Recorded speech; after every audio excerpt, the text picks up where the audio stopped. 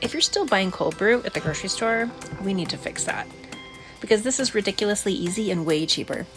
Start off with about 5 ounces of coarse ground coffee. I grind the beans at the store with their coffee grinder, just use the coarse setting. Add it to a big container with 2 liters of water. I like using a mesh bag for this. This is totally optional. This is actually the same bag I used when I used to make almond milk back when I was an almond mom. It makes straining easier, but you could definitely use cheesecloth after if you'd like to use that instead. Let it hang out for about 18 hours, either on the counter or in the fridge.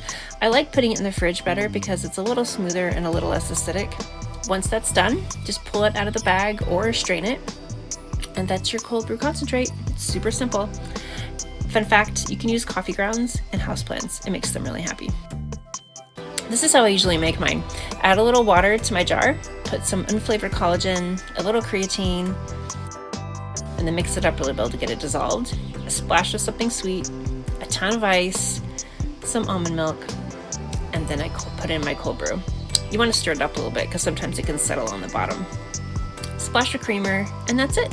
It's creamy and actually keeps me full for a while. It feels a little fancy, but it takes basically no effort, and you've got cold brew ready to go all week.